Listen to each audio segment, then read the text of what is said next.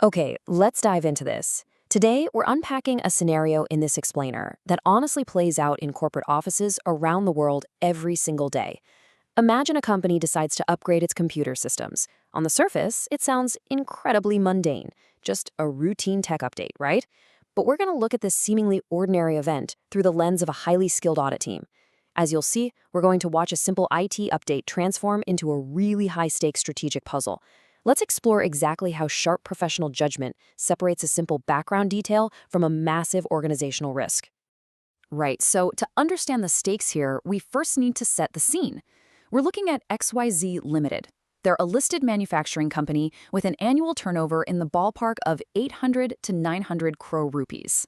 They make industrial components, they operate 2 manufacturing plants, and their financial year runs standard from the 1st of April to the 31st of March. Now, consider what happens right in the middle of this year. In October, exactly 5 months before the financial year ends, XYZ Limited replaced the procurement and inventory modules of its enterprise resource planning system. The old modules completely switched off. All the balances and open transactions were migrated across a single weekend. Come Monday morning, it was just business as usual. Now, what's really interesting about this slide is the stark contrast in how the single event is perceived by different members of the audit team. On the left side, we have the view of the article. This is a bright, observant, but fairly inexperienced junior member of the team. When he's reviewing the year's events, the article just jots this migration down in his notes under systems information. To him, well, the finance team said the migration went smoothly, so he treats it as purely a background IT matter. It's a fact, sure, but not a problem. But then, on the right, we have the audit manager. She runs the fieldwork. She is the crucial bridge between the raw details and the strategic decisions.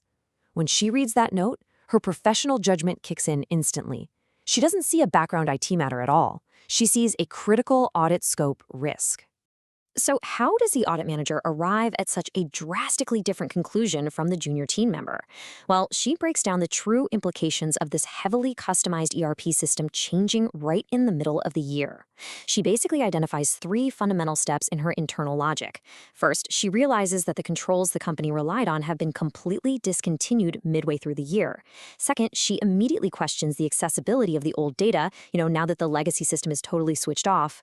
And third, she recognizes that the opening balances in the new system are entirely unverified. Let's dig into how this builds into her first major concern. The absolutely crucial point here is that XYZ Limited has not had one continuous control environment during this financial year.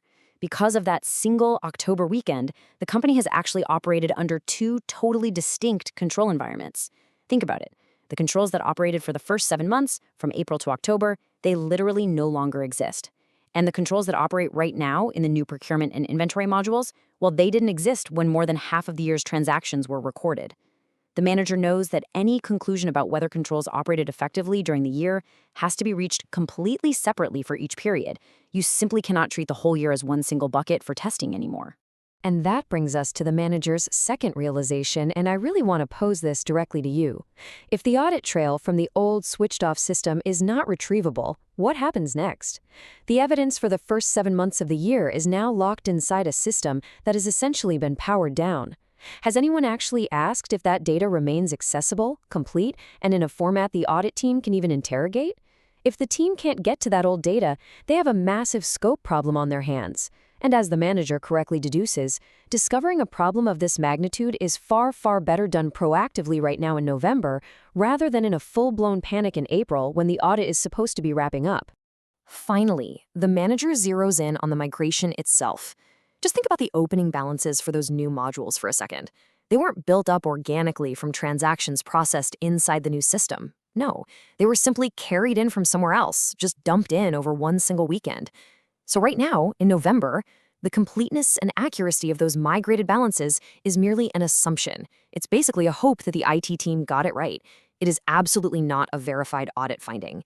The manager knows for a fact that taking those numbers at face value without rigorous validation is a huge, huge risk. This brings us to a really critical pivot point, which is anchored by Standard on Auditing 300. This standard governs how we plan financial statement audits. The manager patiently sits down and explains to the junior article that discovering all these risks doesn't just mean tacking a few extra tasks onto their to-do list, not at all. It fundamentally changes the overall audit strategy first, before any changes are made to the detailed audit plan. The order here matters immensely. The strategy is your overarching blueprint. It dictates the scope, the timing, the direction, and the resources of the audit. Every single consequence of that October weekend migration is, at its core, a strategy consequence. And this brilliantly illustrates exactly how the audit strategy shifts across the board. If we look under timing, before the migration, they would have just done standard interim work. Now, that interim work has to be split. They have to test the old environment immediately while the data and the people who used it are still actually available. Under direction, the migrated balances move from being just a routine, ordinary area to being an area where the team has to concentrate intense, focused effort. And crucially, under resources, they can no longer rely on just the standard audit team.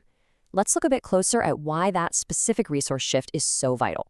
Because the core team lacks the highly specific, deep technical skills required to test the completeness of a complex IT data migration, they have to completely change their resource strategy. This directly triggers Standard on Auditing 620, which guides the use of an auditor's expert. The manager recognizes that to validate those assumed opening balances we talked about earlier, the audit team is going to have to engage an auditor's expert in information systems. And this isn't a sign of weakness from the core team at all. It's actually a demonstration of high-level professional judgment, recognizing the exact boundaries of their own expertise. With the strategy now completely overhauled, the manager takes it up the chain. The engagement partner, the person who actually signs the final report and carries the ultimate responsibility for the whole thing, reviews and approves this revised strategy. Only then is the detailed audit plan rebuilt underneath it. But the manager makes one final, absolutely crucial point to the junior team member. This entire change in strategy and the specific reasons for making it must be rigorously documented. As she rightly points out, this documentation isn't just good practice. It is a strict professional requirement for the future. It's going to matter considerably if anyone, whether it's an internal quality reviewer or an external regulator, ever asks why the audit was conducted the way it was. The article, who is clearly still processing this massive shift in perspective, asks the manager one final question. Would the audit have failed if he had just left this as a background note? The manager tells him, honestly, probably not. But it would have been discovered in March instead of November. And in March, with the final deadline looming over them, the choice would have been terrible. It would have been between doing the audit work badly or telling the client that the report was going to be late. She leaves him with this incredibly powerful thought. Planning is what buys the option of doing neither. That quote just perfectly encapsulates the value of proactive, structured thinking, doesn't it? What looked like a totally standard background IT event at XYZ Limited was actually a fundamental shift in the company's risk profile. By applying clear, logical frameworks, the audit manager saw the truth and adjusted course way before it became a crisis. So as we wrap up this explainer, I want to leave you with a final question to really chew on. Think about your own environment. In your own organization, what seemingly routine system updates, process tweaks, or minor changes are hiding critical strategic risks right now? Keep your eyes open, look past the surface, and always question those background details. Thanks so much for joining me on this explainer, and I'll catch you next time.